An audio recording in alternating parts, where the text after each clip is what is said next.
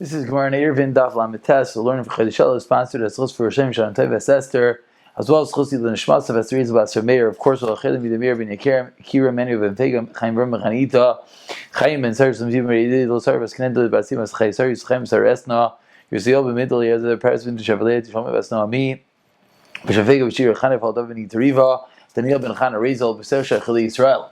We pick it up on the bottom of Lamed Chesem and Beis. We're middle discussing this issue of Achana, the issue of preparing the Eruv from one day to the next, whether it's going to be a problem. As Rabbah taught us, the famous phrase Achana de Rabbah, that something that is prepared from day number one cannot be used on day number two.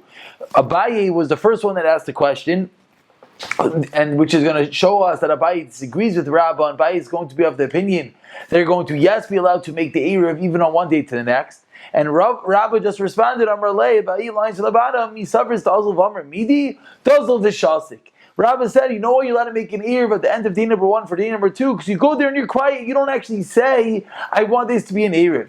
Vishasik, Yosef, you just sit there. Says the Gemara, come on, who does this go according to? That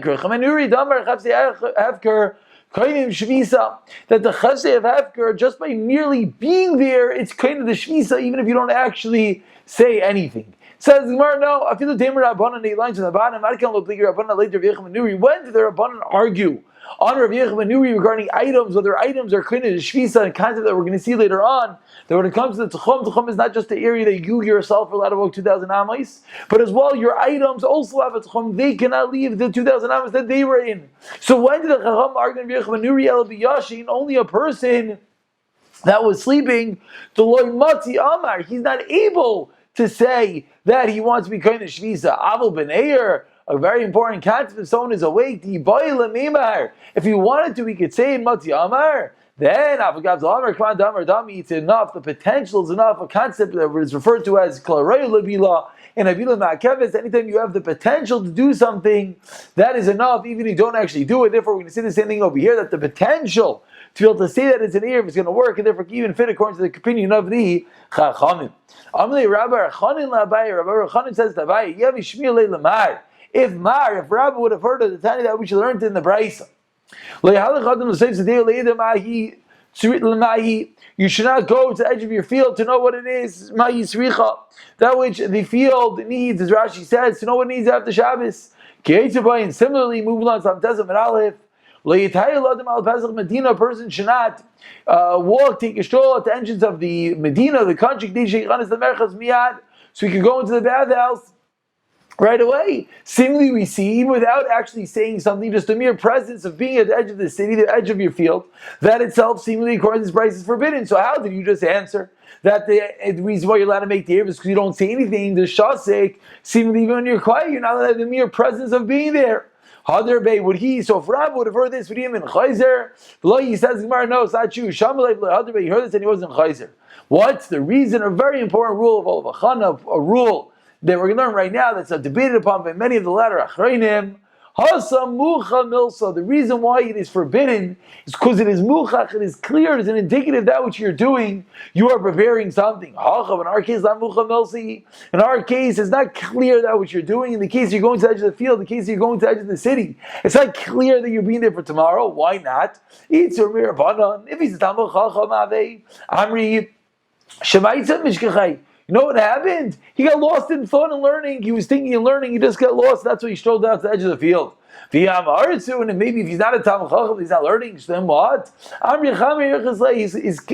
chamar, his donkey, got lost, and he's going to look for it, and that's why he's there. But the mere presence of being at the edge of the field, the mere presence of being at the edge of the city, is not clearly showing that he's doing something after Shabbos, and that is the reason why it is going to be forbidden. Exactly how to apply this in real life is not so simple. But one thing is simple, is that when it is clear that what you're doing, when the act that you're doing is clearly for tomorrow, then according to all opinion, it's going to be forbidden. The other way, when we are lenient and when we say that it's not clear, Shlomo Zalman wants to extend this to mean any commonplace action, any action that you do without thought, you put the sitter back after you're using it. He says that's not called maker. You're finishing the action.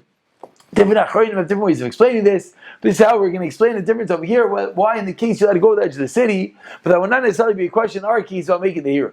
Says the Gemara Gufa Amar Abu the Year Baraglav Yemrishain We said if you made an Erev with your feet on day one, meaning by going to the edge of the city and being kind of shvisa by staying there, being a shmashais. If you made an Erev with bread on the first day, then you're allowed to use that same bread on the second day. However, then okay, so far so good. If you made an Erev with bread on the first day, then you can make an Erev on the second day, not with bread, but with your feet. So then now the Brisa continues, case number 4, which is the case that does not work. Erev biragla v'rishain. Ein ma'ariv b'pas b'sheni. If on day number 1, the way you made the Erev is by going with your feet, then on day number 2, you're not allowed to go and take your bread and make an Erev with the bread. Why not? Says the Gemara, Shein ma'arivin b'tchil b'pas, you're not allowed to make an Erev for the first time with bread, as you see in Rashi directly across. Rashi says, "Miyantel l'shav misham achana." It's karli ashim Erev. Until now, how did you make an Erev with your feet? Now you're taking a loaf of bread, you're making a new entity of Erev, therefore it's forbidden. We're seeing a very important rule. When you made an Erev with bread on day number 1, then you're allowed to make an Erev with bread on day number 2, because it's the same piece of bread, it's the same continuation. But if you never use bread on day number 1, you're not allowed to use bread on day number 2. Says the Gemara, but if you use the bread on day number 1, you're allowed to use the bread on day number 2. Amr Shmuel, very important. That bread, don't say because I made Erev on day number 1. Therefore, I'm allowed to take something else day number 2. No, that's specific bread. And the Rishonim, the Achrayim here deal with, what about with, is that in the same direction? Do we say the fact that you made an Erev on day number 1 to the east, day number 2 also has to be to the east? Is that a similar rule or not? That the Achrayim deal with. Rav Ashi, they cannot be mastis and diktan, the Mishnah is meduyak, like you just said. A price that we've seen many blood ago that we saw 2 days ago. What do? You go in the first night and you stay there during Bein Hashmaz, and you bring the bread back home. But Shani, on the second night, you take the bread to the edge of the field and you stay there during Bein Hashmaz, and then you eat it over there. So what do we see? We see clearly they're using the same bread 2 times. That is the deal. That is going to work like Rav Ashi taught us. For Rabbanan who argue that says you don't need to do that. It's not necessarily a clear-cut proof. The fact that the Brisa says to take the bread home and start again, maybe it's a type of just giving you good advice. The way you can save yourself a loaf of bread. Says the Mishnah, Rav Yehuda Aimer, comes like Rav Yehuda, continuing the discussion, making Erev on Yontif, the Shabbos, Yontif, 2 days of Yontif. Rav Yehuda Aimer, Rosh Hashanah, when it comes to Rosh Hashanah, wow, what's Yat Shmaya, Thursday's daf? Basically, Erev Rosh Hashanah, learning about Rosh Hashanah, says Rav Yehuda, Rosh Hashanah Sheyarei, Shama Tisaber. Rosh Hashanah comes and you're nervous. Maybe they're going to make it a leap month. Obviously, this refers to back in a time when they used to Mekadesh l'Chadashim based on the Riyah of the new moon. And therefore, what is the concern? The concern is that maybe Edom are going to come on the next day, on the 30th, and say that really today is Rosh Chodesh, which meaning it's Rosh Hashanah. So what do they do? You got to make 2 Eruvin. And you say as follows. Eruvin, meaning basically what's happening over here is this is the first creation of having 2 days of Yontif. This is going to be a case that even in Rosh Hashanah you're going to have to observe both days, because since Rosh Hashanah is on the first of the month, you're always going to be nervous. Maybe it's 30, maybe it's 31, maybe it's 30, maybe it's 1. Then for both days they're going to be Rosh Hashanah. So what are you going to do? You're going to take an Erev, you're going to say as following. Day number 1 is east, day number 2 is west. I want to make it every day number 1. Day number 2, I want to be like my city, no Erev at all. I want to make it every day number 2. Day number 1, I want to be like my city. And the Chachamim said, no, we do not agree, even in this case. Why? The Chachamim hold Kedusha Achasei in the whole 48-hour time window, the whole block of Rosh Hashanah, that is one large Kedusha, one large sanctity, and therefore you cannot make it Erev in 2 different directions, which is considered a 1 day. Vayidam Rav Yehuda, and Rav Yehuda continued. And he said a similar type of case.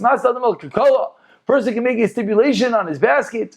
B'yantav Rishon, on the first day of Yantav, we know, as Rashi here explains, that you're not allowed to separate appropriate Shumas and Maisers on Yantav. It says also the Rabbanan. However, comes like Rabbi Yehuda that any time you have 2 days of Yantav, meaning 1 day is going to be a Safek, says Rabbi Yehuda, there's a miracle that you could do it. What do? You make a condition on the first day of Yantav. B'yantav Rishon.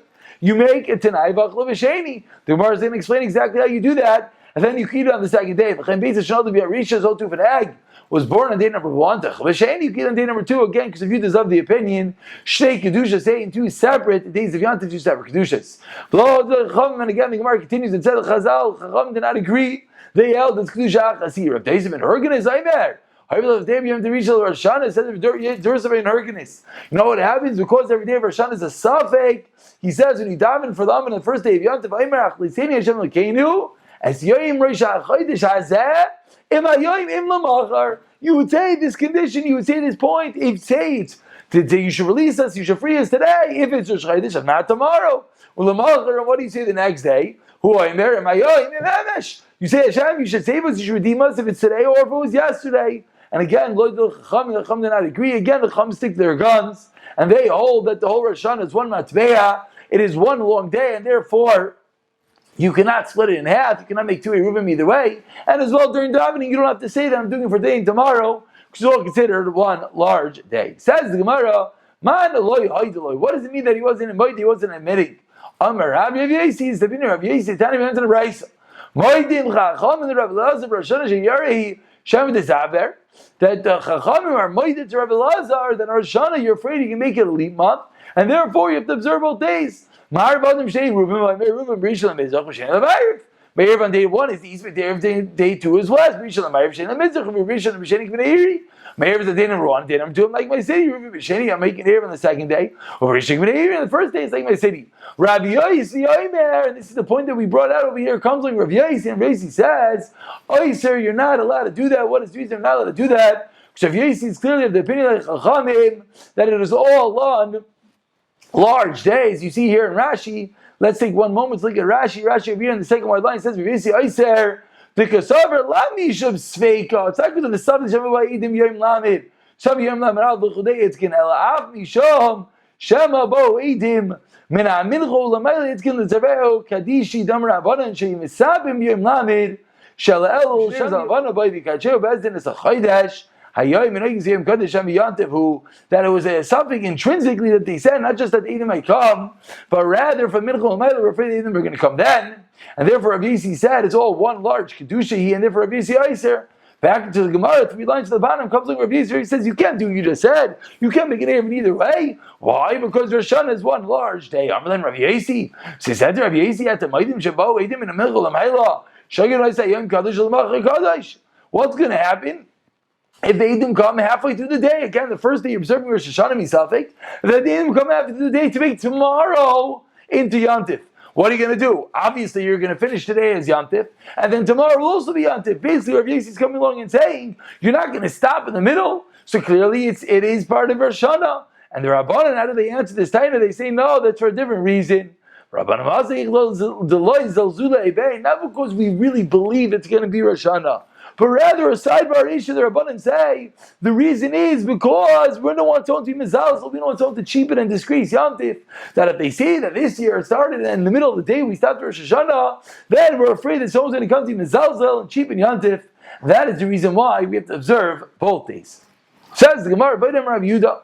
So Rav Yehuda, the Mishnah taught us 3 different cases. Taught us this case of 2 days Yantif, taught us the case of the barrel, and taught us the third case of the beya, the egg that was born in Yantif. So says the Gemara, as we find many times, is Shricha. Why did the Mishnah have to say all 3 cases? Why did it not just suffice with 1 or 2? Says the Gemara, yes, in Rosh Hashanah, if you just said the first case Rosh Hashanah, that's why I would have thought Bakam Rav Yehuda Mishak like Kavin Midi. I would have thought the reason why Rav Yehuda says that it's 2 different days because you're not doing anything, and therefore that's the reason why Rav Yehuda allows you to make a Erev one way on one day and the next day a different direction. When it comes to the basket of Tabal, the basket meaning that you're trying to separate the appropriate chumas and meisters and saying that if today's a suffix, it will work today, and then tomorrow I can eat it and vice versa, the mechzi keman to megaki tivla. In that case, it looks like you're doing something. It looks like you're fixing the tavel. I would think maybe in Moed Rabbanan that they're not 2 separate days. Rather, it is one large day, and therefore maybe with regard to tavel, you would not be able to fix it on the first day of Rosh Hashanah for the second day. So therefore, we had to say both those cases. We said those 2 cases, I would have thought, well, I'm just like because there's nothing to be geyser on. What's the gezerah? What's the decree that you're going to make? There's no intrinsic item in front of you. Aval beya, but in the case of the egg that was born in Yantif, dikal mixer ba. In that case, you have the egg. You can make gezerah on the egg. Because other cases where the prayers are valid, in the case where the prayers that fall off or the liquid that oozes forth from a fruit, that maybe we should make gezerah and say that anything something that is created on Yontif, you're not allowed to eat on the second day. Maybe the moed rabbanan that what? It's like one large kedusha, meaning, and therefore you cannot eat it on day number 2. Sricha therefore says the Gemara reviewed that. Say all 3 cases, and all of these 3 cases are viewed, they clearly views each day Rosh Hashanah as a separate entity, and therefore both the Chomer and the Kula, therefore you can make an Eruvin on separate days. Therefore, if the egg is born on day number 1, you keep it on day number 2. And therefore, you can make this tonight with your kalkala, with your basket, and your tevel, in order to be able to eat the tevel, not the tevel, the produce, on the second day of Yantif, and the first day of Yantif, because we do a misafik. Says the Gemara, and that's what the Gemara is going to go into right now. Exactly how do you do it? What is the wording? What is the terminology that allows you to separate the Chumas and Maisis? Tanya says the Gemara. 2 dots, about 8 lines, 10 lines down, Lametezim and Beis. Tanya goes to the right, the Kitzat. You make it tonight, you make a stipulation on the basket. Beyond the Rish on the first day, beyond the Bachla, and you eat on the second day. Well, how do you do that? You have 2 baskets of Tavel. You say it's following. If today is mundane, it's not Rosh Hashanah, it's a regular day of the week. And tomorrow is Yantif. Today's that Shumalzu. So right now, today, which is not Yontif, I want this item to be Truma, to be deconsecrated for that item, and then I keep the second item. And then Viter, what do you say vice versa? If today is holy, and tomorrow is the mundane. So today I cannot separate. I don't want my separation today to do anything. Bakar love shame. And you just designate an area.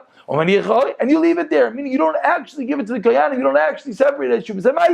And then what do you do the next day? The next day, the same day. If today is mundane, today's that shumal. Now let this be separated for this, meaning I'm allowed to separate. It's not yontif. And if today is holy, today is yontif. I don't want what I do to be anything of shame. And then you designate a bachla and you eat it. And this is the way. The second case of Yehuda, that you can be able to take fruits, produce, a basket of tadel, and you can be able to separate the promises Chumas and Maisris, and even on Yontif, even though it is forbidden generally to separate Chumas and Maisris in Yontif. And the reason why this case would be mutter, because since each day, according to viewed as a separate kedusha, a separate entity, meaning is going to be a suffix, so for each day you can separate and say that if today is not holy, I want the separation to take effect. If today is yes holy, I want to take effect tomorrow. Rav Yesi Aiser, even on this case, Rav comes along and he forbids, he says it does not work. And similarly, Rav Yesi said it's forbidden on 2 days of Yantif in Galus outside of Yerushalayim. Says the Gemara, Ubar Tabi Adasli Gabe Levei Reish Kalusa. There was a certain deer that brought to the Reish Kalusa, the house of the Reish Kalusa. It said Yantif Reish that was trapped. Which obviously you're not allowed to trap in Yantif, you're not allowed to trap in Shabbos. They should say. In this case, the question was, this is Yantif Reish, and it was trapped on the first day of Yantif Shal Galis. And Rashi points out it was trapped via Goyim, which is forbidden. V'ishtalgav Yom Sheni was shafted on the second day of Yantif. So now we have a similar case, based on which day is Yantif, is going to give us a leeway and a liberty to play around over here. Even though on Yantif itself you can't have the guy trap it and shout it for you, you can't have the guy trap it and you're going to shout it, but the day after Yantif it is permitted. So in this case, they trapped it on day number 1, they shouted it on day number 2. So what happened? Rav Nachman, Rav Chizda, they said, great, Safek, like Rav Yehuda, they went and they ate it. Rav Sheshes lo yachal, he didn't eat it. Amar Rav Nachman comes to Rav Nachman. He says, "Ma'av later Rav Sheshes. What should I do with Rav Sheshes? L'achal b'sur the tavya. He doesn't want to eat the food. Why not?" He says, "Safik. Why does Rav Sheshes want to eat it?" Amar Rav Sheshes. What's going on over here? How can I eat it? Tani Isi taught us already.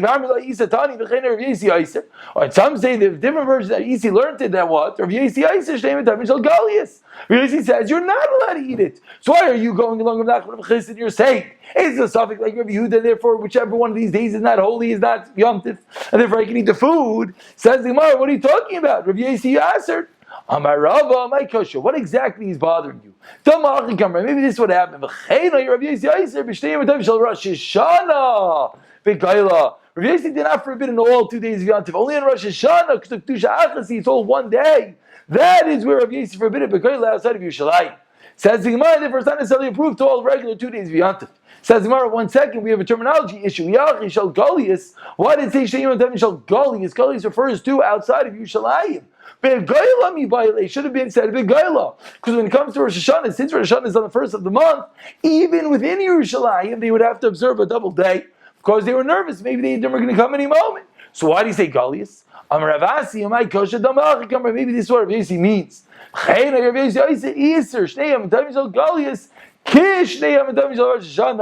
The way that he did it is he said it is forbidden like the 2 days of Rosh Hashanah. He patterned it after that and that's the reason why it's forbidden.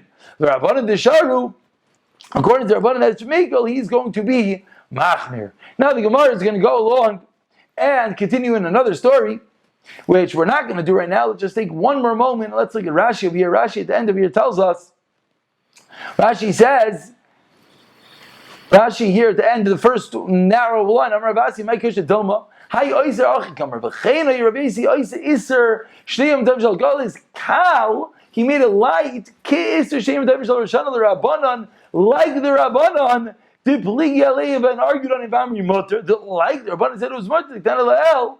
Moedil Chavner of the answer Mutav Letrusi Achi Milsaf Loiniki Shebeshta. Rav Yesi is better to give this teretz. Rashi just points out technically this teretz is better than saying that it's a mistake in the words of Rav Yesi. It's Kamla Rav Yesi Nemuki Yimai. We never want to say Rav Yesi is a mistake. Rav Yesi is Nemuka Yimai. Very important rule we see all over Shas. Rav Yesi always has the reasonings with him. By Chamr Tamu, this would have make no sense, and therefore it's better to say to change the words around. I'll pick it up from Ashkei Rav Shish's Rabbi Shmuel, the story, tomorrow's Daf.